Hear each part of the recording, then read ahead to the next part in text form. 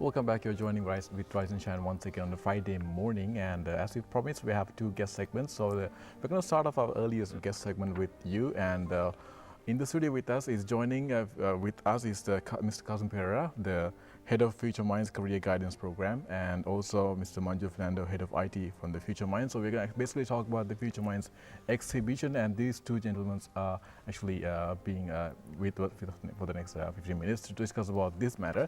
And welcome on board, and great to have you here on board. Thanks for the invitation. And would like to ask you what Future Mind actually is. Yes, so the Future Minds is a national higher education and career guidance program.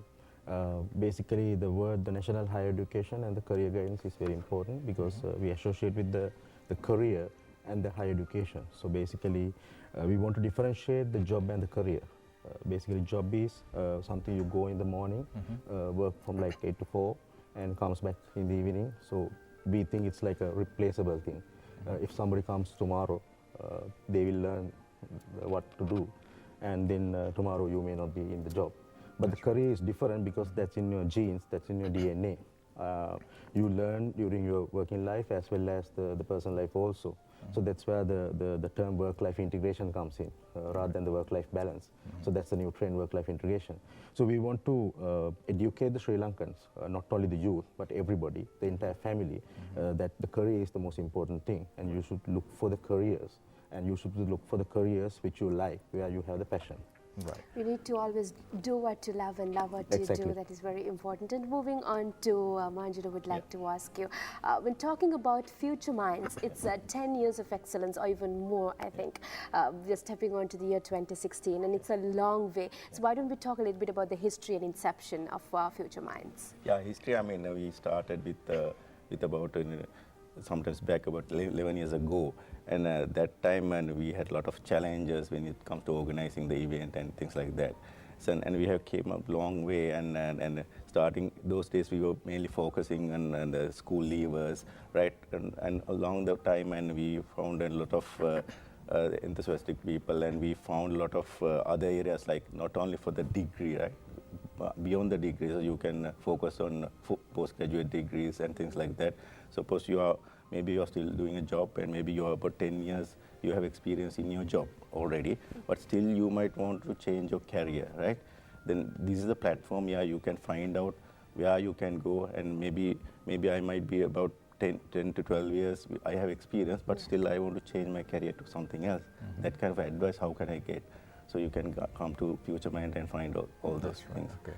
And Kasan, like based on what Manju said, so it's about for everyone, as I see. So what is the target audience when it comes to this, and what they can actually get from this? Yeah, actually it's the entire family. So basically, as Manju was saying earlier, we are focusing on the school leavers. But then we realize education is something you will pursue along your entire life. So it's not only for the school leavers. So when you are a school leaver, you are looking for a diploma or a degree. That's perfectly fine. But when you get graduated, you look for the higher study opportunities in terms of masters and doctorates, as well as even the parents themselves are still looking for the higher studies opportunities. So this is a platform for everybody to come and see what's there, basically, and understand, okay, there are different career paths available. For that, to support that, there are different qualifications available. So we can take that up. So answer your question, it's the entire family, that's our audience. All right, adding to it, Kasun, if I may ask you, now it's been a long time, and how has the progress been so far, and what's new in store for 2016? Yes. So basically now for the last 10 years, we were focusing on the students as well as the family, and for them to come and meet different qualification providers as well as universities, institutes, and to talk to them and understand what they have. This year we are making a difference. We are introducing the career guidance program, which I am heading. So the structure is like this. So basically, today, if you look at today, Friday, we are having the career guidance lectures. So a couple of industry veterans will be coming and sharing their experience with the audience as to how they started their career, what was the beginning point, what are the challenges they had, whether that initial career was something they loved or not, if not, how they found it out, and how they have changed it to their current career right now, so that the audience will go through that the psychological experience as to where am I right now. And tomorrow and day after, which is Saturday and Sunday, we will be having career counseling. Right. So it's broken down into 3 segments. So when somebody enters into the career counseling area, you will be going through a psychometric test. So basically, you will be answering a set of questions to figure out who you are. Then you will be directed to personal counselors who will talk to you about general life, as well as they will go through the results of the psychometric test Right. and basically talk to them and see, like, do you like marketing? Okay, do you like marketing? But based on your psychometric test, seems like you are a kind of introvert person, so think about something else. That's right. If you want to. Once they go through that, then the third category would be the corporate counselors. The expertise from the corporate sector, from different professions and segments, will come and talk to them about this is this particular segment of the profession, this is the life of that, these are the career paths available, so if you want to go through that, this is what you need to do.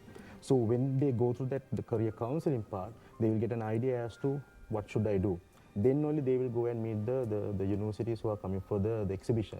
So they have a more upfront knowledge about what they should look for. So that value addition we are giving this time, starting this year, and we want to like expand it further in the coming years.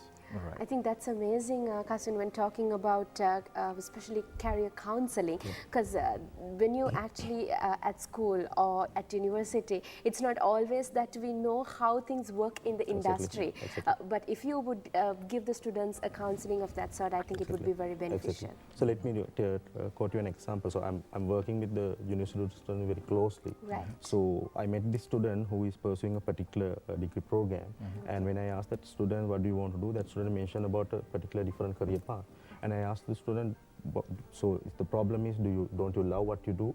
And that person said, no, I love what I do, but I don't want to go overseas to do my higher studies or to pursue my career. But in Sri Lanka, we don't find that kind of career paths available. Then I mentioned a couple of companies' names to that student and asked, do you know about these companies? That student said, no. Then I told that students, these companies have the exact career path you are looking for, which fits for your degree, but you are not aware of that. So that's the knowledge gap we have, even though we talk about the digital era and the world as a global.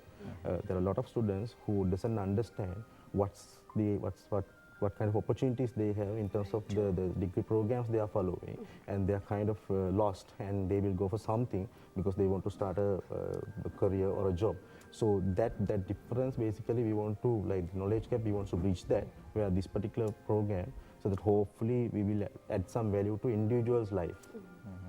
So, Kasun, we've been talking about the audience so far, and would like to get to the other side of the story, those who actually taking part in, like those who are coming with the stalls. Yep. What's the criteria, and how do you select them? Do you have some kind of a standard for that? Yes. So basically, when we select the stores, basically there's a Manjula and the team have facilitated an online system where they need to get registered, and all their information will be maintained. And basically, when they apply for it, we go through a criteria as to who they are they a recognized institute, are they registered with the relevant authorities, then only we'll allow them to come on board, because otherwise we have to take the responsibility of the institutes coming and offering some degree programs to the students, and if something goes wrong, it's our responsibility at the end of the day. Right. So we go through that criteria and make sure whoever who comes are with good credentials. Well, yes, that's very important. And moving on to Manjula, if I may ask you, so you are heading the ICT section. Yeah. So tell us a little bit about how the arrangements are, and how especially the students can be a part of it, especially if they are wanting to apply to this and so on. How can they get into it? Yeah, so mainly in our case, this is a humongous project, right? So there are a lot of planning has to take place when you start. Right, so what we have done is internally we have lots of IT systems, as Kashun mentioned. There are store management systems and catalog management systems, souvenir management systems. There are so many the payment systems are there, all developed by our IT team. Right. And also, so we have a Facebook page and a separate YouTube channel and website that promotes all our information to outside world.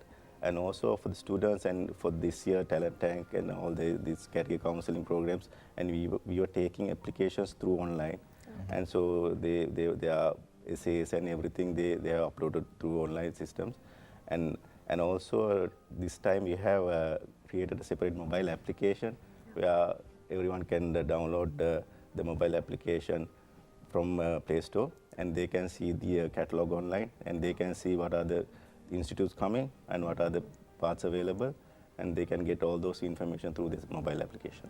And the application is known as Future Minds. Is it? Yes, Future Minds. Yeah. Great. All right. So, and also now when it comes to this IT infrastructure, Yeah. and also I heard that this event is going to be happening in the 3 different locations in Sri Lanka. Yes, yes. So, if you can give us details about that, like when and where is that Yeah, happening? so basically the Future Minds Colombo edition is today, tomorrow and day after, 17th, 18th and 19th of June at BMICH from 9 to 6. The entrance is free, so you don't charge anybody to come there. Okay. So everybody is like mostly welcome to come. The Candy edition will be next weekend, which is 25th and 26th of June at the Candy City Center. And then we take a little bit of a break and we go for the Gold edition, which is on 3rd and 4th of September at the Town Hall, Full Town Hall. And Future Minds is the only national higher education exhibition who has a southern province-based higher education exhibition, because there are infrastructural problems as well to find places and things like that, but we do it in Goal also. In the future, we want to expand it to the other parts of the country, so the entire Sri Lanka gets the benefit out of it. And also like the people who are participating, I mean the vendors or the institutions that are participating, is it the same set or is it a different set that's participating? It's most of the time it's a subset of the Colombo edition, because the lot of institutes and the universities are focusing still on the Colombo part of it, and they have the practical difficulties of going to the Candy. And in terms of the location also, like if you look at the location here, the VMIC, we don't have that kind of a large locations in Candy and Gold. That's right. So we have to take a subset of that. So based on their interest and things like that. So most of the time you will see a subset of the Colombo participants in Gold and Candy. Right, that's very interesting. And moving on to Manjula, if I may ask you, so you said there are so much of technological involvements happening this year and so on. So what are your future plans in terms of where can Future Minds be in the next couple of years, and how you can get more students to participate, especially there can be students who are more innovative and who would like their innovations also to be a part of Future Minds. Right. So how can this be done? So I mean, we are focusing on multiple things, and mainly the virtualization and things like that. And in the future, and you might want to get your career advisors online, right? Things like that. So we are planning a lot of things like that, and even the competition-wise, we are planning to do lots of innovative stuff, things like hackathon and things like that. That's going to be very Yeah. interesting, I think. So those will be coming in future. So we do understand the time factor and the practical conditions, somebody coming physically visiting as the entire pandemic going to be difficult in the future. So we want to make it more online, so like suiting for the current the work. So there are plans for that. So hopefully it will like approach, like the lot of students will be approached, or the lot of families will be able to approach the exhibitions like that rather than coming physically to a particular place. Yes, definitely. Yeah. Right, and also when it comes to the administration of this event, like there must be a big crew behind the Yes, scene. yes. And as for the final words, would you like to thank them and remind their names? So basically, the Future Minds is organized by the Future Minds Secretariat. Future Minds Secretariat is controlled under the Nalanda Junior All Boys Association. So all the people who work here are the All Boys of Nalanda College. So they are volunteers. They don't get paid for that. So they come and volunteer and help the Future Minds, the exhibition. And we would like to thank everybody for that, and also all the stall holders who are coming here and who are supporting us, the sponsors, commercial and educational sponsors, and also the people who are coming and visiting this Future Minds exhibition and getting the benefit out of it. I would like to thank everybody. Yes. Right, okay. So Thank you we'd very like to thank much. you, and also before we let you go, we'd like to remind you about the app you have on the store, and that's called the Future Minds app, and also it's there on Facebook as well. So those who actually want to participate and need more information, you can log into these applications and the website.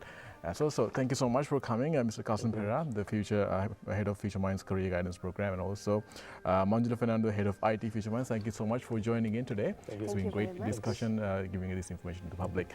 And with that, we're going to go for the